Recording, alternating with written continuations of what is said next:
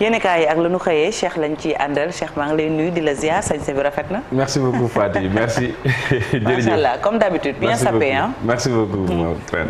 jërëjëf maa ngi nuyu sama naataango yi ma bokkal plateau bi nuyu mbokku téléspectateurs yu télévision Futur Média. aywa ñu doore ko ak l'observateur à la une mu mel ni koo xam ne it coow topp na ko ak élection législative yi Khalifa Sall ak Yewwi Askan. jël na loxo bi daal di dar ci gémmiñ gi moom Khalifa Ababacar Sall wax nañ itam ci lépp lu soxal li nga xam ne moom moo di doxalinam ci yile jamono mu ñeel langug politique bi jamono yi nag jàppal ne lépp lu ñeel Yewwi Askan Wi moom Khalifa Ababacar Sall daal na ci set wicc ci lépp lu ñeel itam li nga xam ne moom moo di carrière am l'observateur daal na ci dikkaat ci li nga xam ne nag moom moo di page 4 législative atum 2022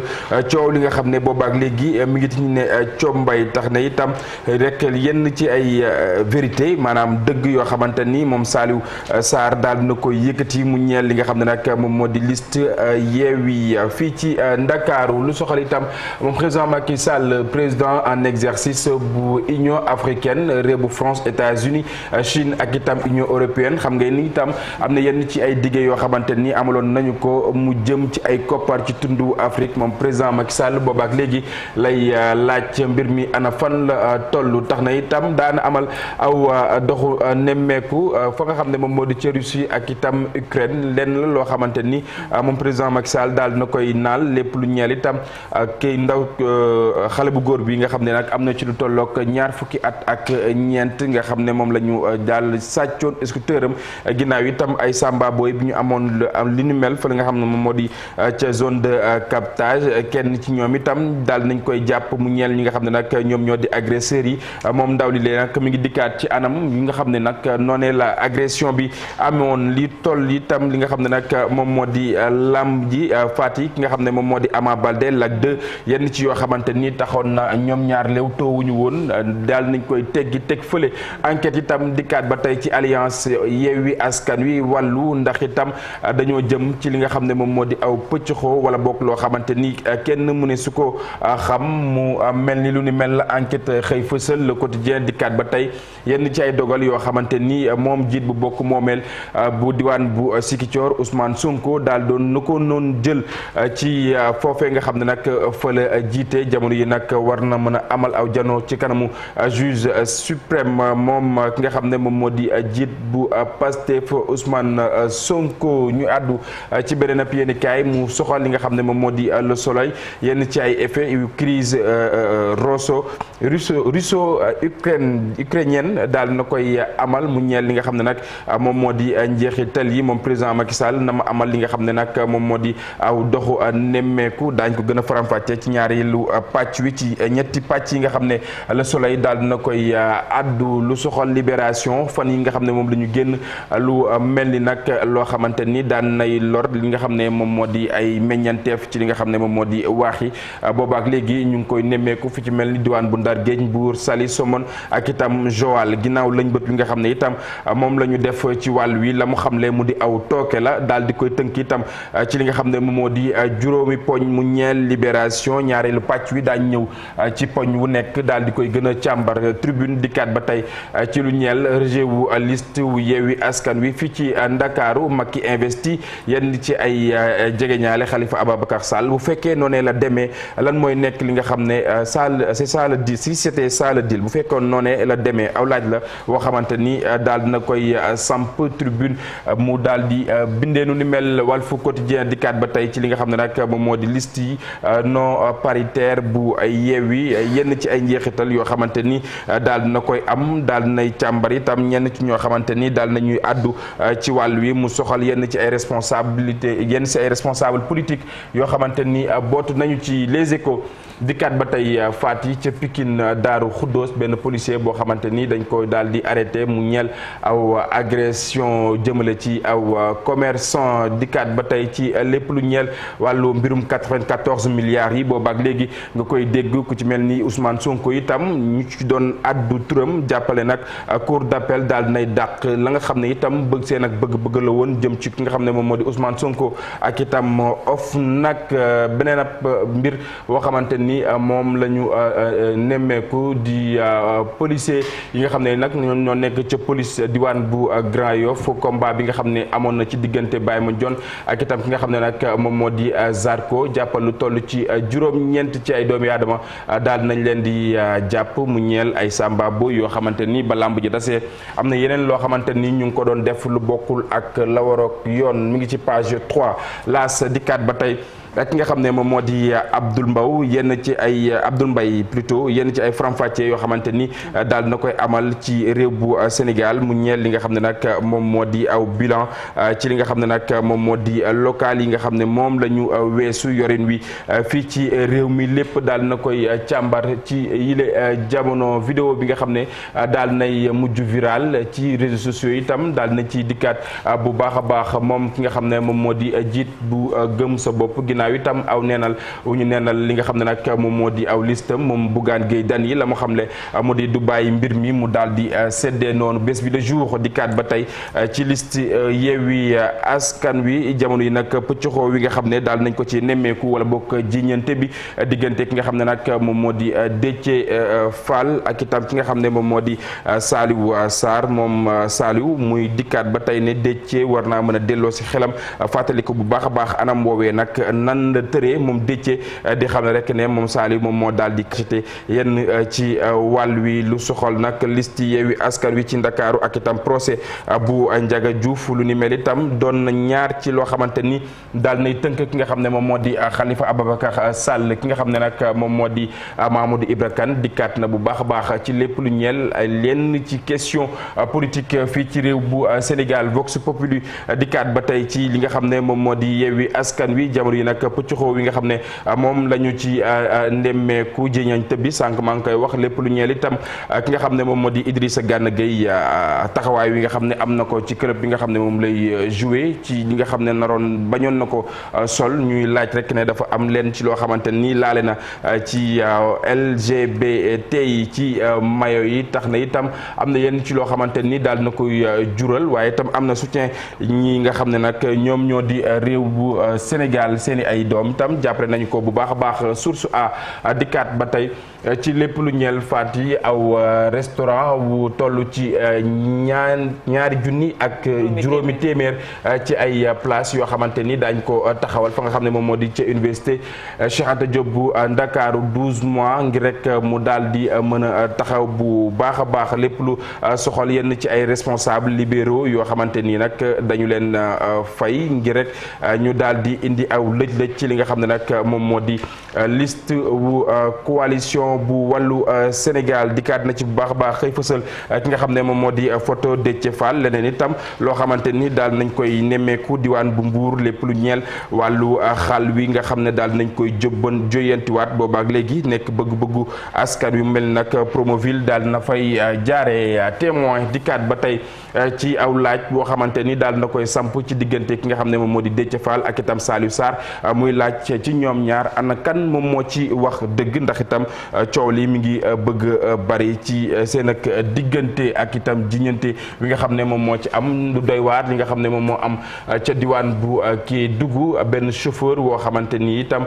pertoon na li nga xam ne moom moo di contrôle ba tax itam lu ni mel daal di jur jéye bu mat sëkk lu toll ci juróom-ñaar ci ay doomi aadama itam daal di ci génn àddina Fati Sud Quotidien dikkaat ba tey ci li nga xam ne nag moom moo di modification wu liste départementale non paritaire bu Yewwi fii ci Ndakaaru direction générale wu élection yi nag daal dinay weddi tuuma wala bokk mu daal di bañ ci yenn ci wàllu woowee ñu dikkaat ba tey ci record lu soxal itam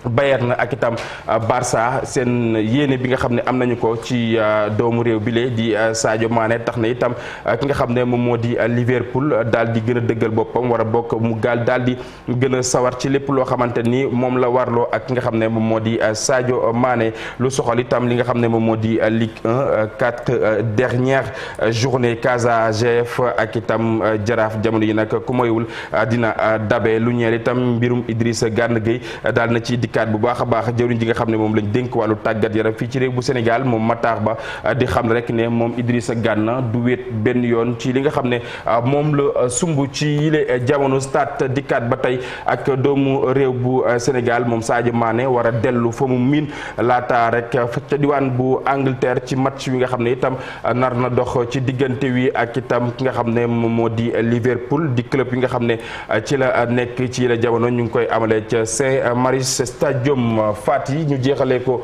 ak sunu lamb Lac 2 Ama Baldé yenn ci yoo xamante ni moom moo doon indi ay rëq-rëq ci li nga xam ne nag moom moo di seen combat ci la jamono jàppal ne ñaari famille yi daal nañuy d'accord ne ñoom ñaar war nañoo mën a laale ngir rek sëgg bëre bu baax a baax. jërëjëf Cheikh Diop leeral yi am na solo ci yéen kaay yeeg la ñu xëyee. merci beaucoup. à tout à l'heure ci ñaareelu pàcc bi. aywa Cheikh Diop la ñu àndaloon ci yéen kaay ak la ñu xëyee Chérif Malick Marcel Farba Maroun actu commenté bi xam ngeen ne coow la ca biir Yewwi Askan Wi mu mel ne fantasiro dox na diggante Déthié Fall ak Saliou Sarr kenn ku ne yaa ngi xëcc jëmale sa boor fi mu ne nii daal xamaguñu mbir mi naka la tëddee Chérif. waaw lii moom daanaka comme ab film li nga xamante ne moom la ñu gis ci coalition bi di Yewwi Askan Wi léegi kon leer na ni njuumte li ci biir ñoom ñu nekkoon ca direction générale des élections bis ba nu war a déposer li si fa la jógee dafa mel ni day firndeel ko li ñu fi waxoon mooy bi fa Barthélémy Dias demee accusé woon ñi nga xamante ni ñoom ñooy waa DG ñoo falsifié li si donc loolu amut li koy firndeel mooy Déthié Fall mi nga xamante ne mooy mandataire coalition bi démb moom moo fa xëyoon dem ne day changé ji li si bi mu demee ñu ne ko donc forkloo nañ te ñoom amul sa compétence pour indi ci coppite et que li war a tax kon liste majoritaire bu Yewwi Askan Wi fii ci département bu Dakar respecté wuñu wàllu parité boobu moom mooy kon ñoom ñi nga xamante ni ñoom ñoo nekk di responsable yu Yewwi Askan Wi kon ñoom ñoo ko jëfeewut donc on a vu également ci réponse bi nga xamante ni moom la Saliou Sarr daal di génn jàpp ni kon Déthié Fall lu ji njaay moo njàkk ndax moom moo doon def ay cachet et cetera donc li ci am ba leer mooy li nga xamante ni mooy opinion bi dëgg gi war ñu mën koo xam donc erreur la boo xamante ni ci ñoom la jógee même si yaa ngi dégg ci yeneen parti ñuy wax ay affaire u deal ak ay affaire u njóoj njaaj loolu ñun wóoruñu li wérta woon mooy ñu taxaw seetlu rek ci li nga xamante ni mooy erreur bi nga xamante ni quand même moo waraloon coow li lépp parce que bu amee nag comme gars yi rejeté na liste bi moom waral nga dégg ñoom coalition bi nekk ci tas parce que fekkante ni Dakar moom daanaka fii moo doon sànni taaju gi parce que boo xoolee moom ñoom ñoo ko doon contrôler sur le plan électoral ak élection bi nga xamante ni mooy élection locale yi ñu génn Barthélémy Dias maire bu Ndakaaru jiitoo woon coalition Benno Bokk Yaakaar lu toll ci 93 000 voix bu fekkante ni ñoom bokkuñ ci yooyu élection bien sûr njeexital la mooy dina leen jural ay gàllankoor dem ba impact sax ci li nga xamante ni moom mooy liste nationale bi nga xamante ni des fois comme dafa proportionnel ndax li ngay am ci département yi la ni dal ak quotient électoral bi daal lay jox ci li nga xamante moom mooy député te ñoom seen yéene moo nekkoon imposer li nga xamante ne mooy cohabitation Macky Sall même si beneen difficulté bi mooy loolu sax du woon yomb ndi ko waral mooy ñoom couvrir woon 45 départements yëpp malgré l'arrivée da nga xamante ni kon moom mooy waa wàllu askan wi te loolu day jafe beneen bi tam waxoon nañu ko fii ak Ablaye jàngat ko la semaine passée mooy boo dégloo Saliou li mu wax xëy na si ñoom il reconnaît que dafa ne Déthié dafa war a reconnaître que ni moom moo juum parce que ça arrive parce que ñoom sonnoon nan ñi ngi leen doon teg pression et puis quand même ak timing bi nga xamante ni moo fa amoon ngir rek ñu mën a déposer ngi di seen liste et puis arrivé wàllu bi tamit yombalutoon affaire bi parce que coalition la boo xamante ni ñoom seen accord bi biñ koy trouvé ce jour là lañ ko def donc ci temps bi ni mu gàttee nga bëgg a dugal fii génne fii ak ni mu xatee moom moo waroon loolu moo tax koroog bi ñu fi doon bàkku naan plan Déthié Fall ak plan boo xamante ni ba on savait nettement que ni mënul yomb et j'ai vu que Walf sax daal di ci ñëwaat wax mariage contre nature parce que mënoo ko woon a comprendre parce que je pense que c'est une coalition boo xam ne comme Yewwi Askan Wi di naan en voulant trop gagner quand même on risque de tout perdre parce que ñoom demoon nañ ci élection locale yi am ñin àndoon nag biñ ci dugalee wàllu ngir xëy na defante ak Benno Bokk Yaakaar moo leen jural difficulté yi nga xamante tey coalition mi ngi koy dund et ça va laisser quand même des séquelles parce que il y a des accusations contre accusations mais Déthié Fall aussi en tant que mandataire je pense que responsabilité mënul ñàkk génn aussi ci li nga xamante ni moom mooy situation bi ñu dund parce que bu fekkante ni moom moo war a signer moo war a yóbbu document yi keneen ku ci mën a dugg tam bëggee ko la responsabilité du mandataire quand même est engagée dans ce genre de situation c'est dommage quand même pour la démocratie parce que Yewwi bañ a bokk ci Dakar loolu du loo xamante ni moom a gën mais erreur la boo xamante ni Fatou na nangu ni c'est l'erreur ñoom ñoo ko def. très bien Malick. waaw Yewwi daal mel na ni fi mu nekk ni ñoom ñoo yeewu seen bopp ndaxte def nañu erreur bu nga xam ne keroog maa ngi koy wax ma ni bu fekkee ni que erreur bi ci ñoom la jógee def nañu yëfu cuune parce que liste Dakar ak importance bi mu am ak Ndakaaru ci élection gox-goxaat yi ni nga xam ne noonu la ko Yewwi Askan Wi jëlee ki nga xam ne mooy Barthélémy Diaz rawee lu mat 100 000 voix pour les ñi nga xam ne ñoom ñoo nekk ci nguur gi tey waruñu woon sàggan ba lu mel ni di leen dal te au départ dañu commencé manipuler l'opinion publique ce qui n'est pas normal aujourd'hui la question qu'on se pose kan ci Déthié ak Saliou moom mooy wax dëgg donc mbir mi póotum biir la ñoom seen bopp ñoom ñoo def erreur bu nga xamante ni nii tey seeni militants mënuñu leen ko pardonner parce que c'est inacceptable et puis c'est une erreur bu nga xamante ni fii élection yi toll ak enjeu bi mu am ci opposition wu Sénégal nga xam ni li ñu bëgg tey mooy am une majorité à l'Assemblée nationale je pense que c'est une erreur bu nga xam ne erreur de débutant la et c'est inadmissible keroog wax naa ko fii ni leen yëfu cuune la yëfu cuune la ñu def et ça se retourne contre Yewwi Askan Wi maintenant il y a d'autres voies de recours yu nga xam ne des juristes ou bien des hommes du droit ñi ngi ciy wax ne mën nañu def recours au niveau du Conseil constitutionnel pour essayer de faire valider la liste de Dakar mais l'un dans l'autre ce qu'on peut dire c'est que def nañu une erreur qui peut leur être préjudiciable ci élection yi ñu dëgmal. Très bien Marcel. respect de parité moom Malick amul Conseil constitutionnel. Très bien. Roger lay doon. waaw je pense que mbir bi on l'a bien résumé li mu ci mën a yokk mooy ça commence quand même à devenir une habitude au sein de Yewwi Askan Wi pour une coalition boo xamante ne quand même elle peut cohabiter avec la majorité wala sax mën a doon alternative peut-être pour 2024 on ne sait jamais mais malheureusement li ñu wone ci wàllu organisation dalul xel déjà en termes de préparation en rapport avec les élections defoon nañ ko fi ci élections locales yi avec le cas Djibril Ngom mandataire qui était boo xam ne dafa dawoon ak liste yi donc je pense que pour ñu war nañ verrouiller genre mécanisme yu mel nii genre système yu mel nii balaa ñuy dem ci direction générale des élections donc qui dit Saliou Sarr moom accusé à tort ou à raison on ne sait pas l'avenir nous en dira davantage toujours est-il que mu ngi rejeté accusation yi di indexé waale surtout un responsable de l'APR on ne sait pas c'est qui peut-être que dina ci dellusiwaat mu ngi naan daal que et on peut le croire et c'est un petit peu la logique étant donné que du moom mooy mandataire national bi donc du moom moo am droit ci wàllu dépôt de liste donc tout cela on ne sait pas nag comment lu ñu nar a def ñu ngi naan xamuñu ndax dinañ ñoom waa Dakar waa Yewwi Askan Wi Dakar dinañ bokk ci élection yi parce que c'est inimaginable on se demande naka la ñuy nar a def ba yegsi ci donc l'avenir également nous en dira davantage. La cité des témoins, on espère que les témoins là vont parler Fatick. Voilà et puis c'est ce que Saliou Sarr a cité des témoins. Voilà wax na ne am na ay images. Et puis